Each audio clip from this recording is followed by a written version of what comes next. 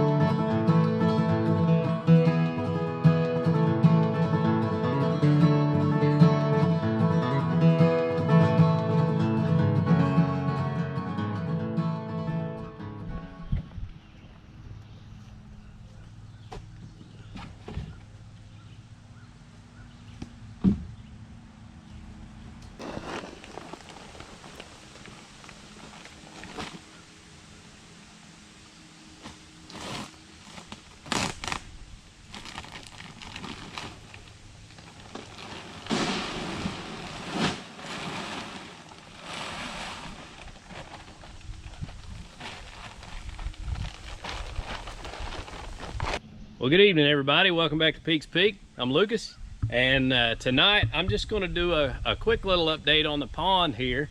Obviously, we've talked about the water level going down, so we're not going to get into that.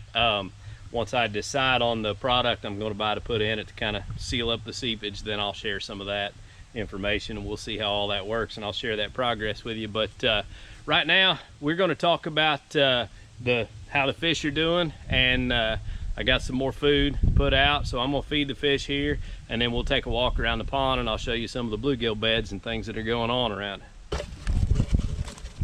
Got my little scooper here. What I buy is just a 50-pound bag of floating catfish food from Tractor Supply, and I'll put 2 or 3 scoops out a day and let them eat on it. Whoop, whoop. I always call for them like I do my cows, so maybe they'll learn that it's feeding time, which it seems like they are.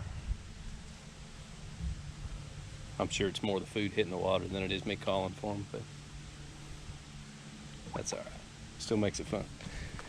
Let's get another scoop. Put a little out.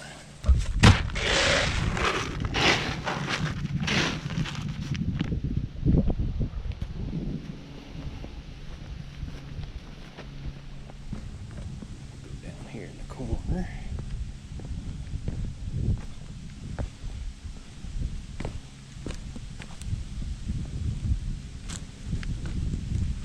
Whoop, whoop.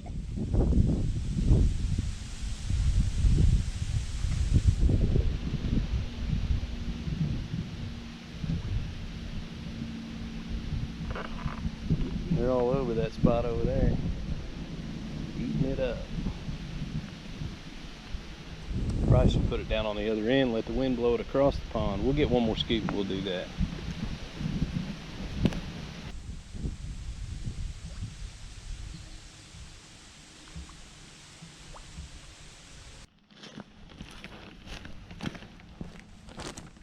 Whoop, whoop.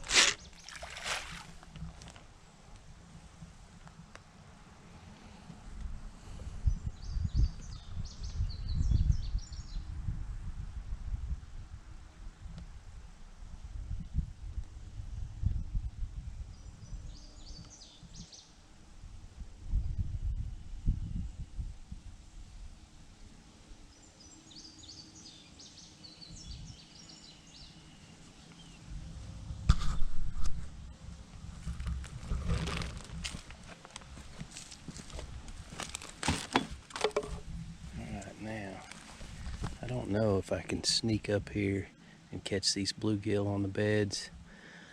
I think I'm gonna try to, because I can see them from here, but of course they're real skittish, so as soon as they spot my shadow crossing the water, they all run off. But if you can see the bluegill on the beds, it'll give you a better idea of what's going on down through here. It's actually really cool. We've got a lot of them, and now mind you, we just bought these fish in March, so we're They're 3 months old. You can see some of them there. I'll see if I can zoom in.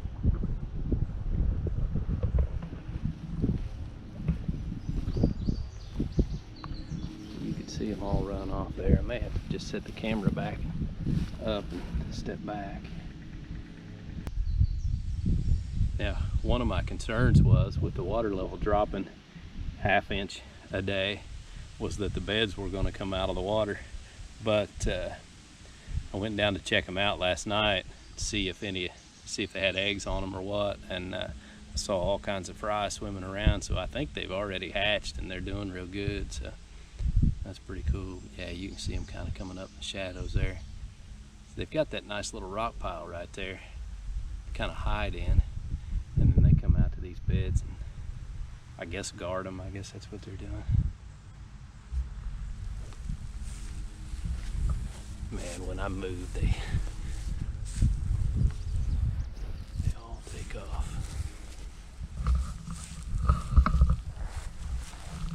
My neighbors are watching. They're probably laughing at me because I'm laying down on the dam here, trying to get them to come back.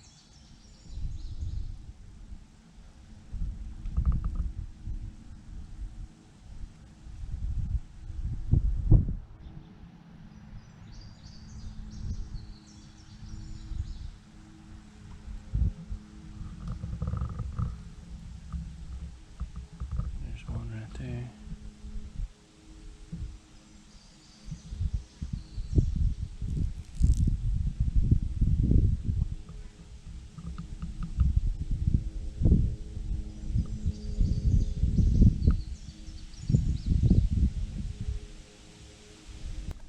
Hopefully the glare won't be too bad, and you can see the little 1-inch fry swimming around there.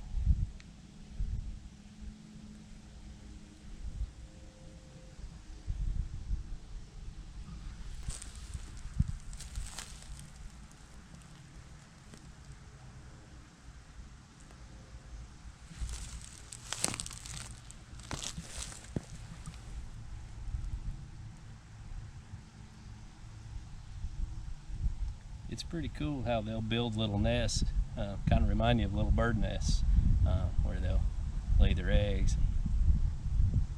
But I'm pretty excited to see them already spawning out 3 months in, because that's going to help our population here real well.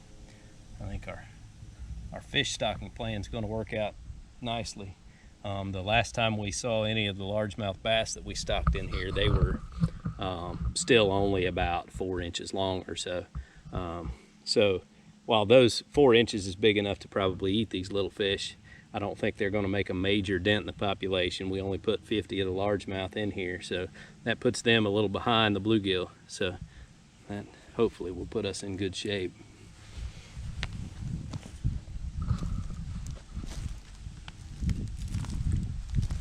Another thing I noticed when I was up here last night putting some more rock piles in was tadpoles. Lots and lots and lots of tadpoles.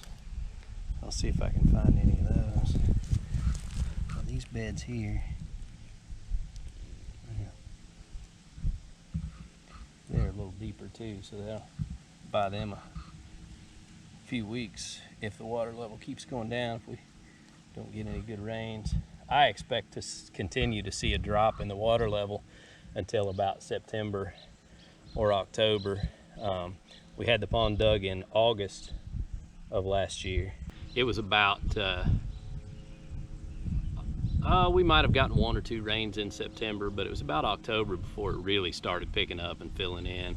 I'm seeing the bluegill swim back up here now. That's pretty cool. From October to February is pretty much when it filled completely up. So once we get into that time of the year, that's kind of what I'm waiting on before I try to do any kind of treatment to this, because I figure if I'm going to buy an expensive treatment to put in it, I want it to cover all of it. I really think that what we're doing is getting some seepage through the very bottom of it where they dug down and they actually hit rock.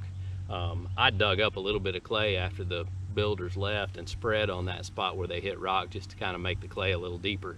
But I think we're probably getting some seepage right there. So That's the main part that needs to be treated, but I figure if it's full, then it can, the stuff I'm looking at is a solution that will mix with the water, and so it'll spread out over the whole area, and it sinks down to the bottom and kind of seals up the clay and seeps into the soil. So my plan is to let it fill up before I treat it, and once it's full, then we'll get the treatment on it and see how that does. So hopefully that'll work out.